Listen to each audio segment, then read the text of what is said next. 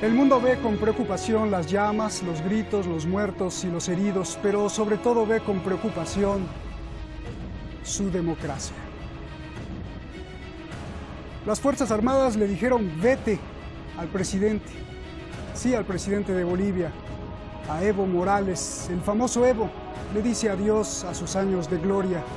El mismo Evo que ha sido alabado por las cifras del propio Fondo Monetario Internacional al ser de los mandatarios más eficaces del planeta y de sacar de la pobreza extrema a muchos. Hoy ya no está, y esto abre aún más la pregunta para todos los ciudadanos del planeta. ¿La violencia en el mundo cada vez se devora más a la política? Una política que cada vez se parece más a un crimen organizado. Soy Roberto de la Madrid y esto, Detrás de la Razón.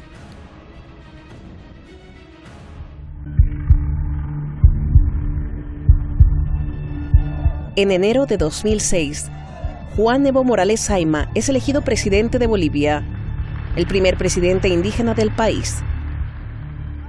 En 2010 es reelegido. En 2015 se reelige por tercera vez.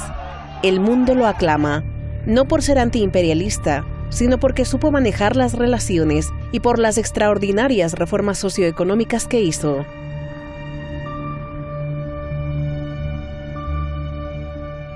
El periódico del Reino Unido The Guardian escribía: Evo Morales ha demostrado que el socialismo no daña las economías. Evo ha dejado con la boca abierta a Washington, al Banco Mundial y al Fondo Monetario Internacional. Nos da lecciones a los británicos. La pobreza extrema se redujo 42% y el ingreso por persona creció el doble.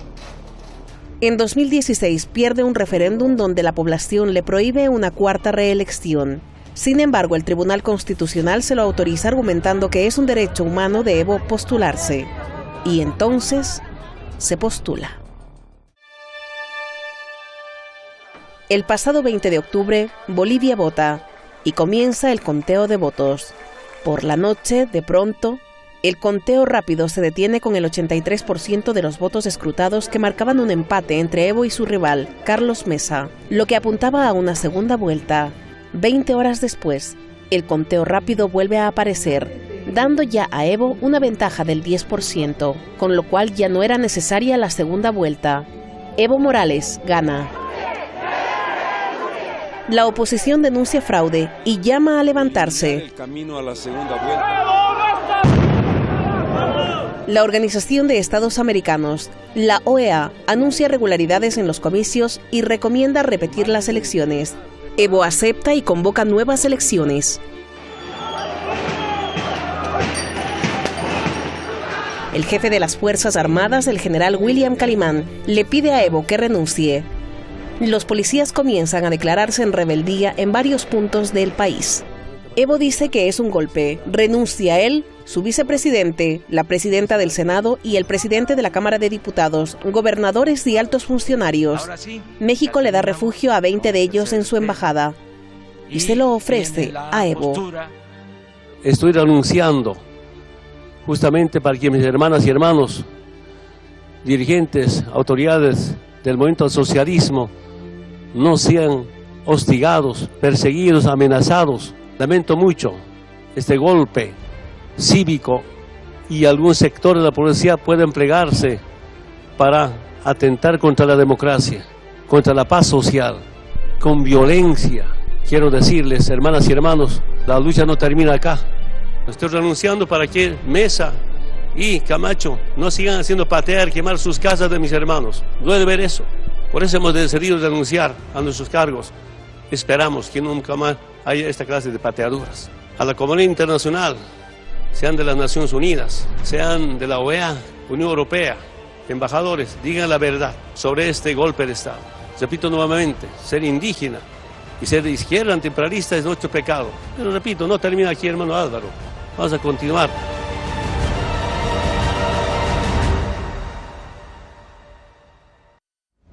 Muchas gracias al equipo de Detrás de la Razón y como siempre, muchas gracias a usted. Vamos directamente con nuestro invitado.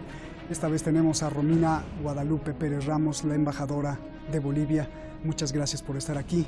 Y como hay poco tiempo, voy directo con las preguntas. ¿Qué es lo que no sabemos los que no somos bolivianos? ¿Qué es lo que no sabemos toda la gente del mundo que llevó a Bolivia a hoy no tener presidente? Buenas noches, gracias Roberto por esta entrevista que me permite aclarar justamente lo que no saben. El golpe que ha estado en curso y que se ha consumado ya en estos días no es de ahora. Es una planificación de mucho tiempo atrás, organizada por la oposición boliviana, grupos de la oligarquía cruceña, grupos reaccionarios, pero sobre todo de los candidatos perdedores de estas elecciones. Quiero decirte que en el país, en las confrontaciones que han visto, primero han empezado a deslegitimar las elecciones, lógicamente por los resultados que se preveían venir. Para eso ellos se han traído un montón de gente del exterior, en este caso los guarimberos de Colombia. Son gente que ha estado amedrentando en las calles, pegando a las ciudadanas y a los ciudadanos, sobre todo a las mujeres indígenas, con actos casi fasoides de las prácticas fascistas. Por ejemplo, a la alcaldesa le raparon el pelo, la raptaron, los arrodillaron, los desnudan. Pero además lo que ha llamado la atención son las armas caseras que ellos han fabricado, ¿no? Tienen bazucas, la juventud, por ejemplo, que ha sido protagonista también de esta rebelión, podríamos decir. Es una juventud que muchos de ellos ni siquiera ha hecho el servicio militar, pero la gente que estaba en la calle conduciendo a esos jóvenes, conduciendo las plataformas ciudadanas, se siente muy entrenada. Gente entrenada en el ámbito militar, en el manejo de armas, armas blancas, bazucas de todo tipo, pero sobre todo en el manejo del amedrentamiento. ¿Quién los llevó? Hay grupos muy reaccionarios, sobre todo los comités cívicos, que lógicamente nunca han dejado de tener contacto, porque este es un tema regional, Roberto, no es un tema que se está replicando la misma ruta de Venezuela. La inestabilidad concretamente con las plataformas, llamando a gobiernos democráticos como el de Evo Morales, que ha ampliado la democracia, que no es solamente representativa, sino es directa, es plebiscitaria, es comunitaria. Nuestra democracia es la más rica en el ámbito plurinacional de toda la región latinoamericana. Entonces, a través de las plataformas introducen en la mente de la gente falsas noticias y decir, bueno, estos son dictadores y hay que derrotarlos. Lamentablemente la gente que ha estado en las calles no ha conocido las dictaduras. Yo soy una joven revolucionaria que ha luchado contra las dictaduras con heridas de balas en varias manifestaciones. La juventud de hoy no conoce lo que es eso, qué es dictadura. O sea, repiten el mensaje. Aquí es una guerra de cuarta generación. Es una guerra de redes que ya se aplicó en el tema del referéndum con el caso Zapata, que también levantaron la guerra sucia, la política del espectáculo a través de los medios que hizo perder el referéndum. Entonces, con esa experiencia ya corregida y aumentada, Santa Cruz, donde surge este líder cívico, por ejemplo, ha sido una región tradicionalmente totalmente reaccionaria. El golpe cívico prefectural que se dio el 2008, cerrando los conductos, los gasoductos, el levantamiento que hubo para dividir Bolivia en ese contexto, es la misma gente la que está movilizando y ellos son expertos en hacer traer conspiradores, porque esto no es un tema de la burguesía criolla, de la oligarquía criolla. Ellos están ligados porque en Bolivia se están jugando intereses muy grandes. Bolivia es un país que tiene grandes cantidades de litio, es el mayor país que tiene reservas de litio. Y lógicamente eso está puesto... Chile, ¿no? Claro, Evo ha conquistado nuevamente la soberanía de Bolivia, ha nacionalizado los recursos, estamos industrializando el litio que en el mercado mundial Bolivia puede imponer ese precio porque es el mayor productor en este caso. Entonces, hay estos recursos que lógicamente, en este caso las transnacionales y concretamente Estados Unidos, que siempre lo ha considerado el patio trasero, no están dispuestos a perder, más aún cuando hay una crisis energética en el mundo. A ver, ¿qué pasó? Hace prácticamente 2 días el presidente le estaba dando, pues yo digo que es una lección a todo el mundo, sobre todo a esos presidentes que les gusta eternizarse y quedarse reelectos y no hacer caso a los opositores. Evo estaba dándole una clase a todo el mundo al aceptar a la oposición y decir, ok, vamos a unas nuevas elecciones. ¿Qué pasó en las últimas horas? Mira, eso, muy buena tu pregunta, porque lo primero que primero que hizo la oposición, quiso deslegitimar desde antes de las elecciones, decir el fraude, poner el chip de fraude en la cabeza. Una anécdota muy breve.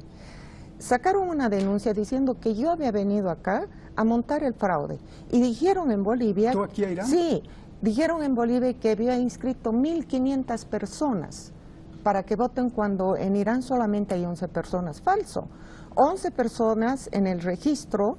Tú puedes entrar a la página web del órgano electoral plurinacional, pones registro de personas y ahí salían 11 personas. Entonces, como la gente no se va a ocupar de entrar al registro y verificar, entonces creían eso. Entonces, no solamente de Irán, dijeron de Estados Unidos, de todo lado. Mentira, porque nuestro registro es totalmente saneado. Segundo, cuando ya ellos vieron que estaban perdiendo, inmediatamente dijeron segunda vuelta, hay que ir a la segunda vuelta porque no va a llegar al 10%.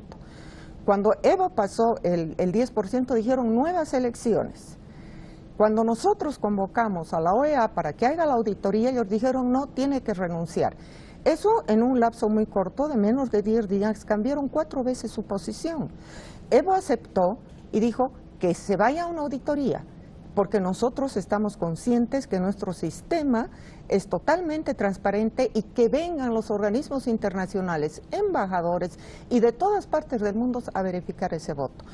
Cuando se estaba haciendo la auditoría ya habían movilizaciones para la renuncia del presidente Morales. Lógicamente se empezó a generar mayores conflictos. Evo es una persona que ama su patria, ama su pueblo, y la sangre estaba corriendo, porque lo que no hizo nuestro gobierno es sacar a la policía para masacrar a la gente como los anteriores gobiernos. La policía hizo una tarea de contención, pero los grupos... Y el ejército no salió, ¿no? No salió. Por orden de Evo. Sí, porque además no es su función, es la policía la que tiene que resguardar la seguridad ciudadana. Entonces la policía sufrió también mellajes de parte de la oposición, porque como te digo, ellos tenían armas caseras, disparaban a la gente, maltrataban a la gente, era una cosa impresionante, robaban a la gente, incendiaban las casas. Los incendios últimos no son los primeros, primero incendiaron de la gente humilde, entonces generaron el pánico, o sea, peor que en las dictaduras. Y entonces, en esa convulsión, el mundo convulsionado, tú sabes que nosotros tenemos una fuerza social muy importante, que son de los luchadores por la democracia, campesinos, obreros, movimientos sociales, que en un 2x3 podían hacer desaparecer esos bloqueos. Pero Evo llamaba la contención para no generar el conflicto, porque la vía tenía que ser institucional. Las pruebas de la auditoría, que se haga la auditoría, pero ellos se negaban, no querían ni aceptar eso. Finalmente, la confrontación fue tan fuerte por los métodos fascistas que utilizaron. Mira, te cuento, en estos 2 últimos días incendiaron la casa del presidente de la Cámara de Diputados, secuestraron a su hermano, lo secuestraron y encima le dijeron que lo iban a quemar. ¿Qué prácticas son esas de quemar a un individuo?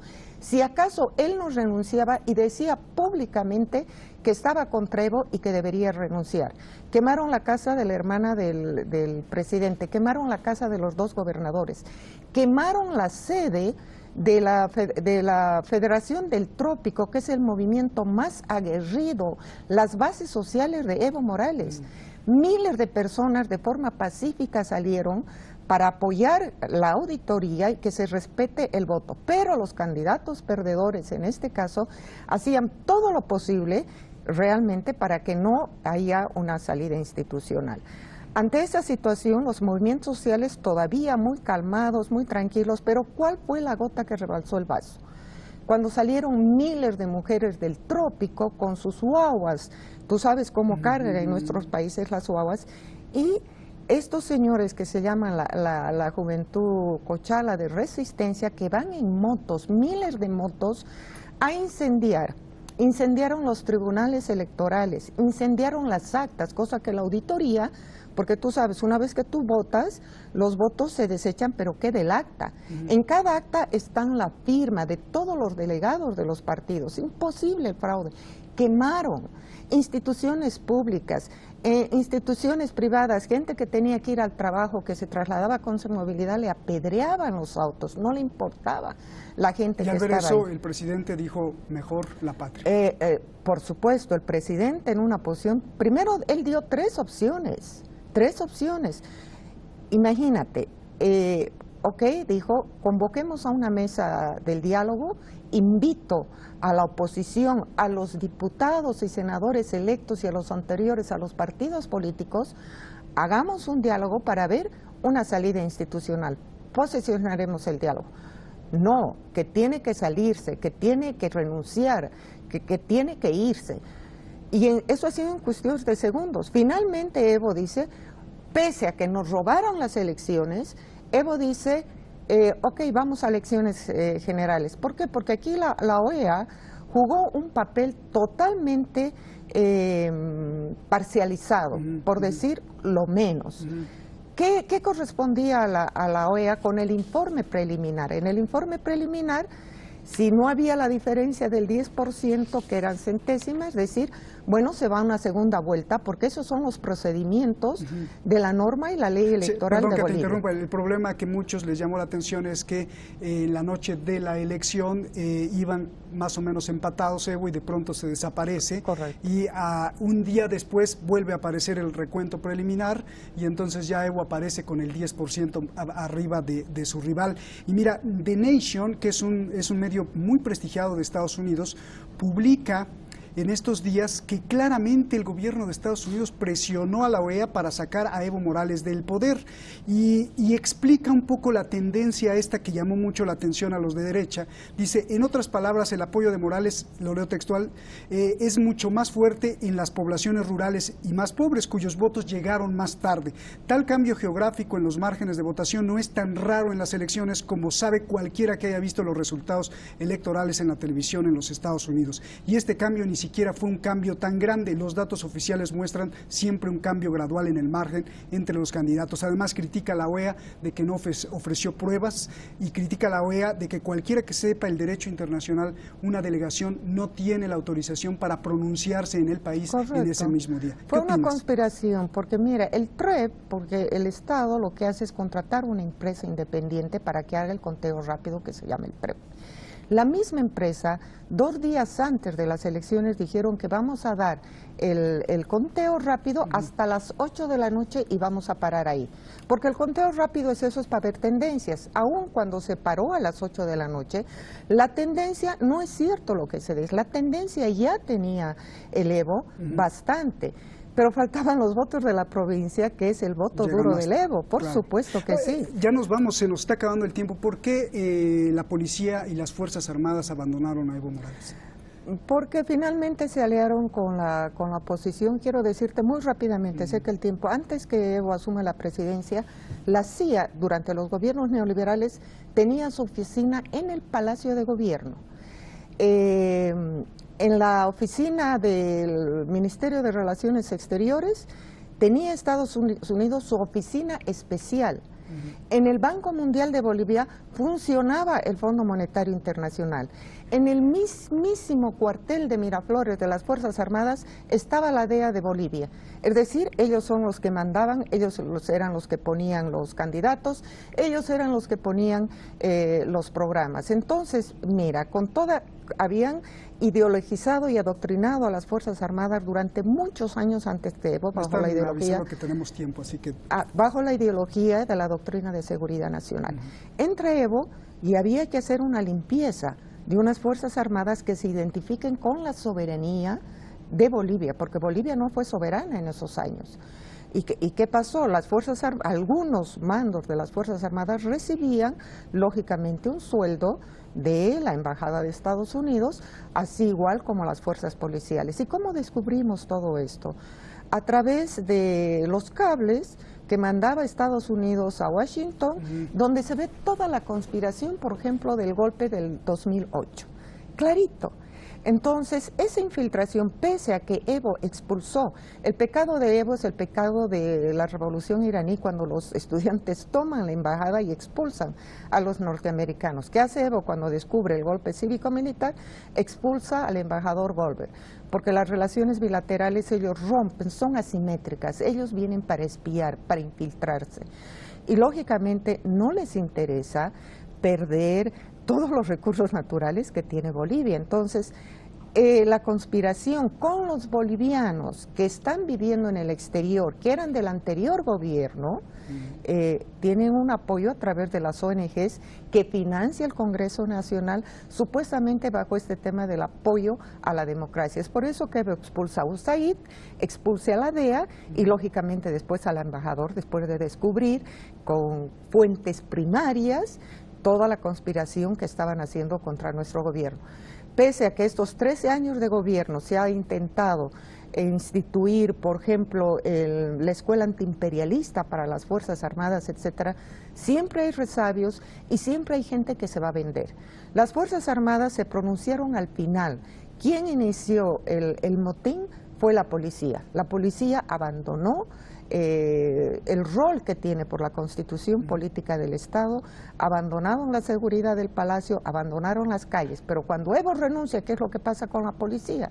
Se pone al servicio de la gente que perdió las elecciones y del golpista, el dirigente cívico, que van a masacrar a los campesinos que están defendiendo que no ingresen al país un convoy de muchas flotas de gente de la oposición que venía del interior del país con cajas de dinamita que están prohibidas. Entonces, la gente del movimiento al socialismo, los campesinos sencillos que están en esas carreteras y que ven comunidades, empezaron a parar y a bloquear porque lógicamente el interés era cercar al palacio, meterle dinamita, hacer renunciar a Evo Morales, pero además con temas que ya Evo lo ha dicho públicamente, que ofrecían hasta $50,000 para que a su seguridad de Evo, para que lo entreguen vivo o muerto. En ese sentido, ¿qué hace la policía? Supuestamente estaba amotinada, no hacía caso al mando, digamos, de contención del Estado, pero sí hizo caso al mando del miembro del comité cívico y que van a masacrar a los compañeros campesinos que estaban defendiendo, lógicamente, el proceso de cambio. Entonces, por eso te digo, lo que no sabe el mundo entero es que aquí hay una conspiración, y esa conspiración es regional. No te olvides, si tú haces una comparación con todo lo que se ha hecho en Venezuela, son los mismos pasos: deslegitimación del líder, sacar a la gente a las calles, que sea el ciudadano, porque ellos están liderando por detrás. Las plataformas tienen esa función ahora porque utilizan la política del enjambre o el enjambrón. ¿Qué es el enjambrón?